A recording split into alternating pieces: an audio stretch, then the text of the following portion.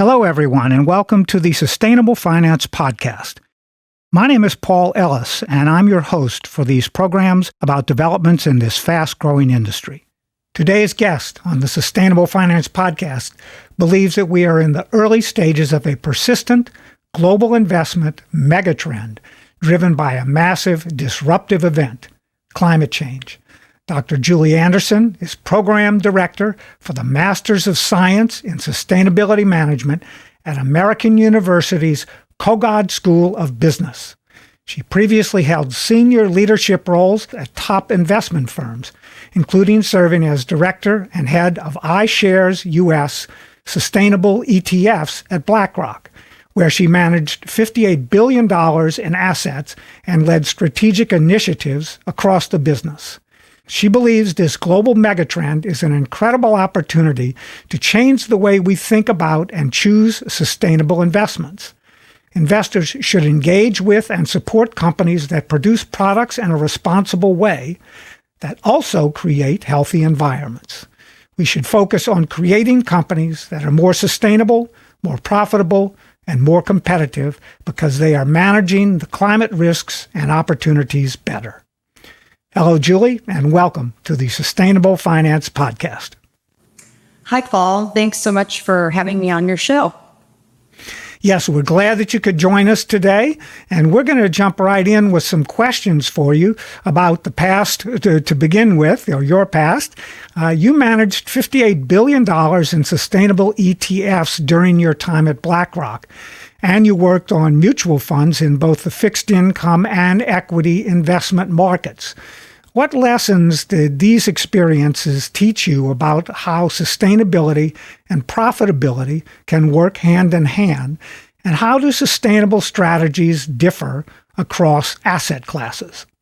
Well, thanks for that. Thanks for the intro and these starting questions. So I've been an investor since the very beginning days of my career in the mid-90s, but I didn't transition into sustainability until, call it around 2015. And what I've learned over the last 10 years now, the most important thing I've learned is that the distinction between values and value has now merged. Investors used to think of ESG or sustainable investing from either one of those perspectives. Either it was focused on an investor's personal values, what they held true or their beliefs or how they wanted to personally invest, or the search for value. Where would future returns come from? But now we see that these two concepts are very tightly linked. Essentially, it's because people have values and they value, in particular, environmental issues and social issues, that these non-financial factors will affect value, asset value over the long term. So because of this, a company now has to address both environmental and social issues if they want to maintain their long-term profitability. This is what you said in the introduction that I believe is a massive shift in both how companies create business strategies and how investors deploy that capital. Your second question was on asset classes. And I think that's a little bit of an easier answer, but things are still evolving there. So some asset classes are more suitable to thematic investing. Think public or private equities or infrastructure funds. What is the theme that an investor is looking for a particular slice in their portfolio? And then other things such as environmental or social values can be expressed in things like green, social, or blue bonds. So in the fixed income space.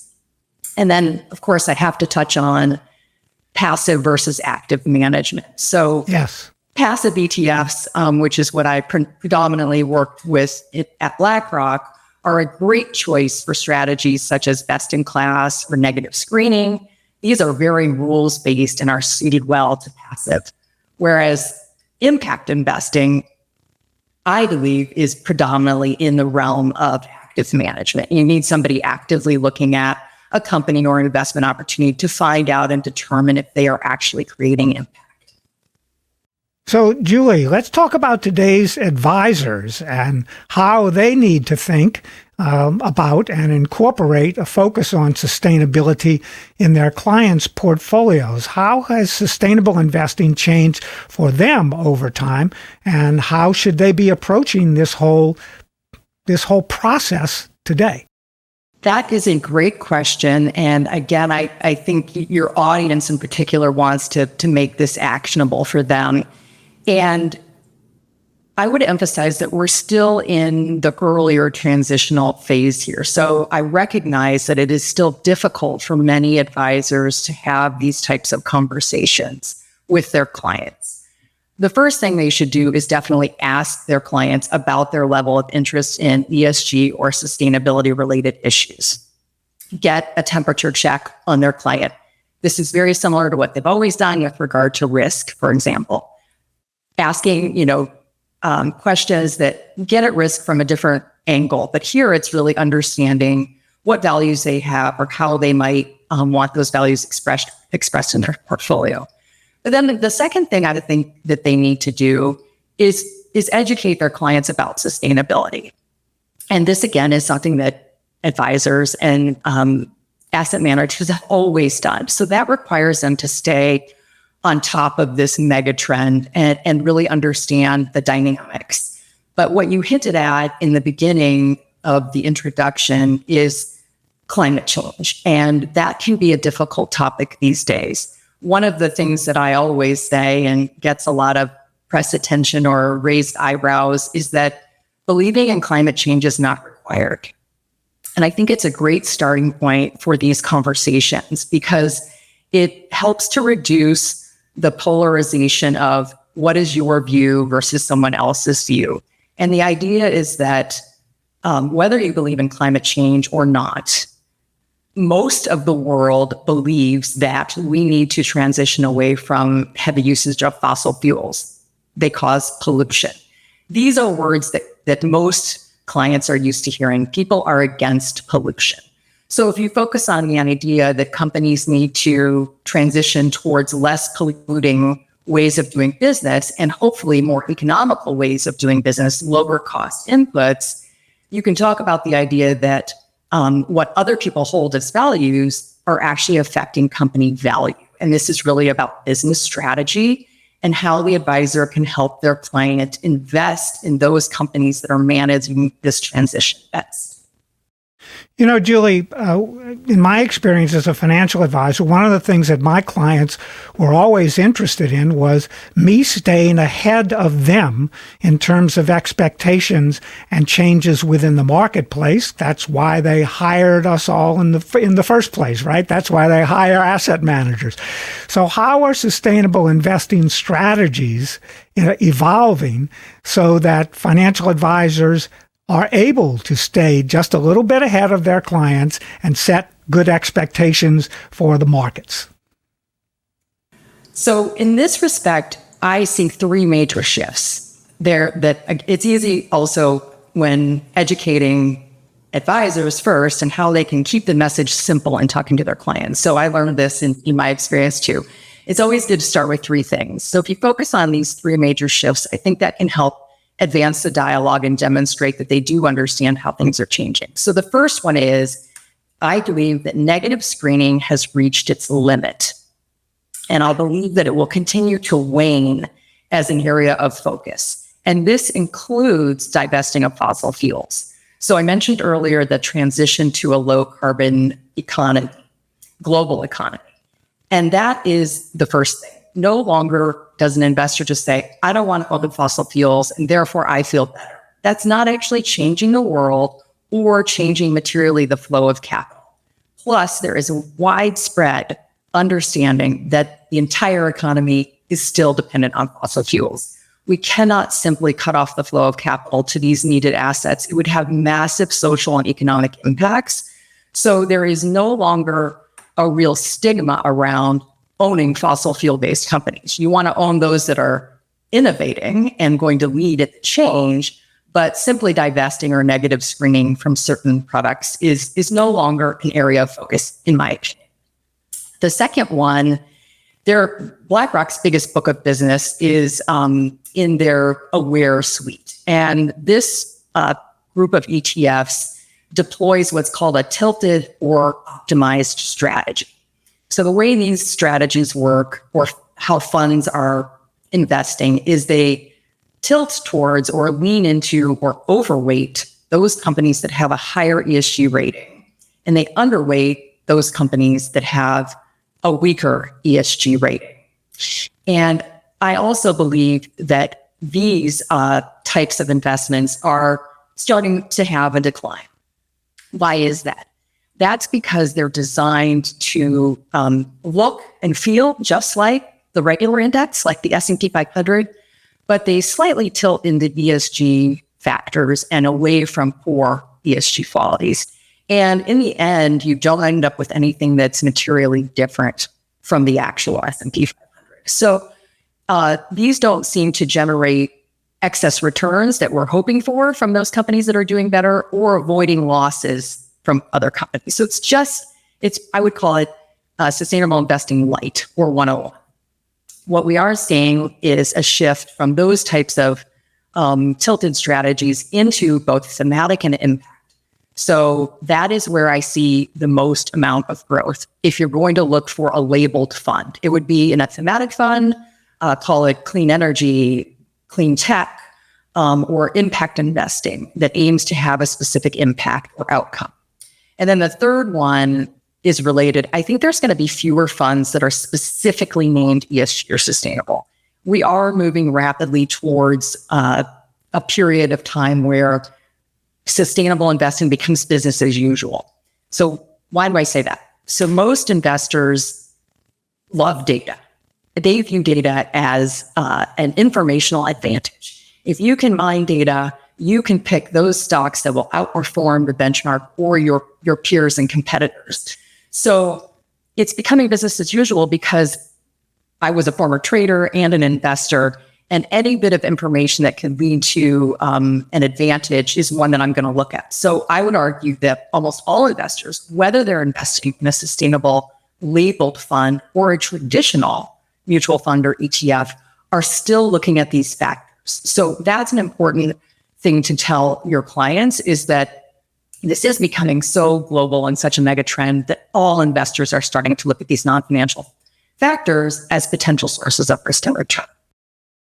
Okay, now, so we've been essentially focusing on the public markets up to this point in time. What role do you see private sector innovation playing versus the regulatory infrastructure that is already in place and has been for a long time with the public markets when it comes to driving meaningful sustainability outcomes? And how should investors weigh both forces that are affecting both the public and private markets? I may be the only sustainability-focused leader and academic who is in favor of the recent pause and even a reverse in the pace and the adoption of ESG regulations globally. So why do I say this? I think that regulation was getting ahead of both our knowledge on these issues and our ability to quantify true risks related to that. So when you demand regulation and it is pressuring companies to come up to speed and report on something, it risks becoming a meaningless and burdensome accounting or reporting activity versus one that would have a real meaningful impact on how risk is assessed or how valuations are determined, and ultimately the flow of capital. So it was, again, forcing companies to quickly come up with the skills, ability, and workforce to quantify things like their carbon emissions on scope 1, 2, and 3. And it was becoming a mandated exercise for reporting. But how valuable that information was, and therefore the company value of disclosing that information for an investor, was debatable.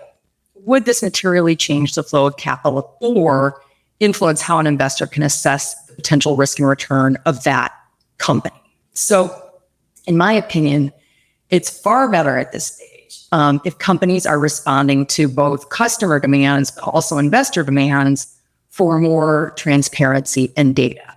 This I think highlights somewhat the difference between the European way, which is put the regulation in place so that we're all on the same playing field, and it's very an even playing field. We all understand and we're following the rules-based. Whereas I would argue in the US, we are much more innovative and entrepreneurial. And I think that the absence of regulation at this stage will allow leading companies to innovate and to drive change. So those companies that have the resources and understand that this is a fundamental business strategic opportunity will continue to find innovative ways to answer their customers and their investors. There will be other companies that don't have the resources, don't have the technology or the capabilities or the understanding yet, that will take a back seat. They will stop innovating, they will stop reporting, and they will take a back seat because there is no regulation demanding them do this. So that's a great situation, actually. Again, as an investor, this is going to create differentiation. There will be leaders and there will be laggards. And this is where money can be made when you're investing. So I really think that this time to allow companies to innovate, what type of information do I need to disclose that would be of value to my investors, is important and will ultimately influence the flow of capital better than what I would call rushed regulations. Julia, I think you're talking about the core strategic imperative that you focus on in your sustainability skills survey that you led recently that reveals a major shift in how organizations view sustainability and the strategic imperative rather than compliance. Based on your findings, what are the top sustainability skills that businesses should prioritize for driving future success? And how can advisors and investors best support companies in developing a workforce with those skills? Well, I appreciate you bringing up that research. So I did conduct a survey of over 200 companies across a variety of industries and also different levels and different parts of each organization. And the results were recently published in the Kogod Sustainability Review. And what we found, as you alluded to, is that sustainability is now widely viewed as fundamentally reshaping how organizations operate, compete, and create value. So this, of course, is important across every aspect of the business.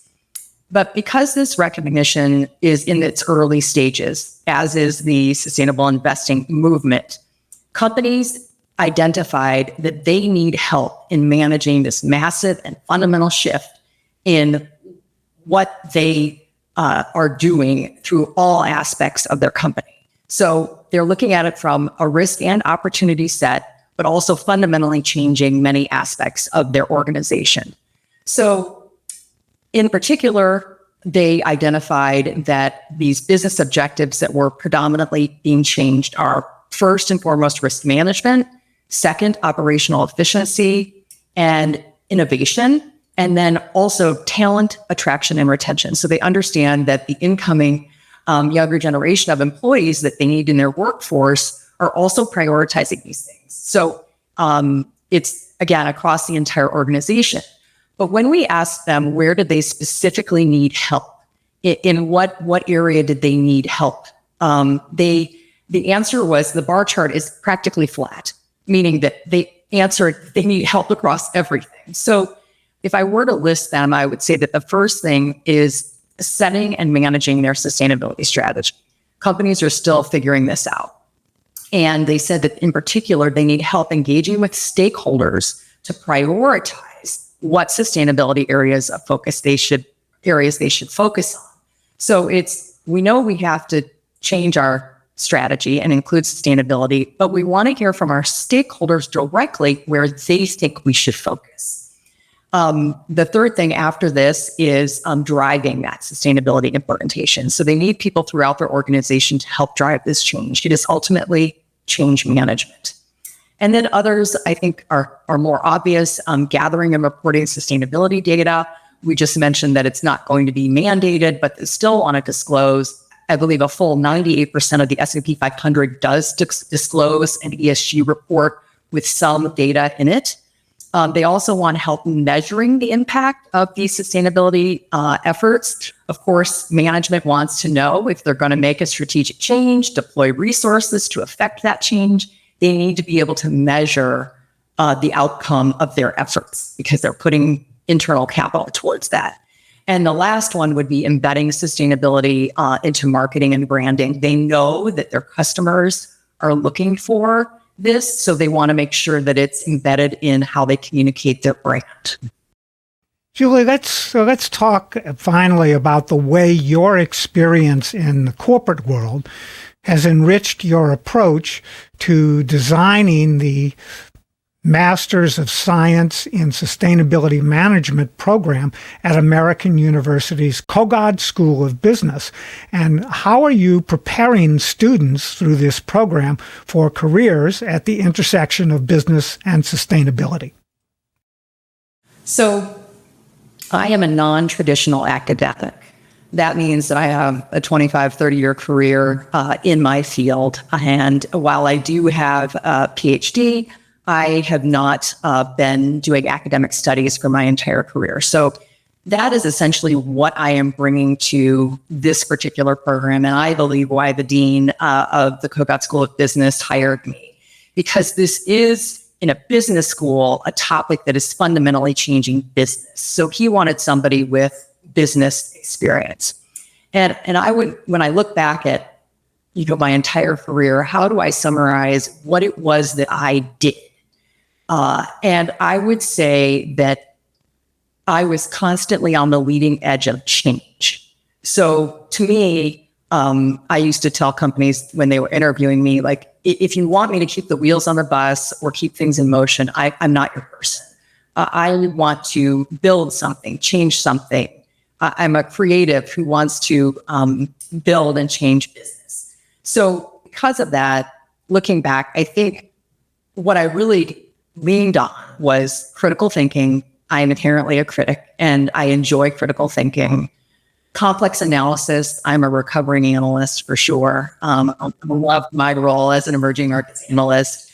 And then the third one, though, is communication skills. So as I sort of moved up into senior leadership roles, I realized how important communication skills are. So it's interesting in that I have subject matter expertise in both investing and sustainability, which is helpful for a business school master's of sustainability. But when I think about how to educate a master's student, I really want them to focus on those things. I've got to take somebody from undergraduate experience. How did you get good grades in your undergraduate, which is a lot of summarizing and synthesizing, versus this master's level thing? Because I want my students to enter back into their field and take on senior leadership roles where they need to affect change. So that's my focus. When it comes to managing the program, I really focus on two things. Obviously, I need to keep on the leading edge of this massive change. So that means that the curriculum is in flux more so than, say, accounting or mathematics or even finance. So it's really important at the Kogod School of Business that we are looking at the curriculum and making sure that it's on the leading edge of what is going on in the field of sustainability. And the second thing, as I alluded to, is I want to embody students with the knowledge and skills where they can become senior leaders to really help companies navigate this change. And what I've heard, I've only been at the university for 2 years now, students tell me they do appreciate my real world experience. I tend to embed a lot of corporate examples, what it's like in real corporate decision making into the classroom. I bring that in a lot. And then I think they sense that I'm dedicated to helping them develop their unique talents, because in today's world, while you really have to prove, you can't just have a master's degree. You have to demonstrate how your unique ability to think or decision make will be a benefit to the company when you're looking to be hired. So it's a big task, but I'm passionate about it and thrilled to be at American. Well, we're thrilled to speak with you today, Julie. This has been a great conversation, and I'd like for you to tell our followers where online they can go to find out more about the Master of Science in Sustainability Management program at American University? And how can they contact you with questions about the topics that we have discussed in today's program? Great. Well, I would absolutely encourage them to look. We do have a website dedicated to it's called the MSSM, or the Masters of Science in Sustainability Management. It is a STEM program. We also have a completely online version so that working professionals can take it, and we offer the courses in the evening. So I would absolutely encourage them to look at the program and to reach out. They can reach out to kogodgrad@american.edu. They can reach out to myself. It's my first initial last name at american.edu. And there's two other things that I would emphasize. Number one, the Kogod Sustainability Review. We have a lot of students, academics, and senior business leaders write in our sustainability review. It's very digestible. It's not like a traditional academic journal. It's sort of more along the lines of a Harvard Business Review online. So I would encourage them to read that, to hear about our innovative ideas and the research we're working on. My sustainability skills research is published there. And then lastly, I think it's important to mention that I said that we need to constantly evolve. We have a sustainability advisory council that's about 35 members strong now, who are all senior leaders in global industries. And we meet with them twice a year to get their input as to how we should be developing this program. And I think that we would encourage more collaboration with senior leaders in companies. So it's a great way for companies and investors to interact with academics and students who are trying to figure this out the same as they are. That's terrific, Julie. If you can provide us with any links to things at your website or any of the studies that you've just mentioned, that would be great. We can post those with the podcast episode. So thanks again to Julie Anderson, Director of the Master of Science in Sustainability Management program at American University's Kogod School of Business.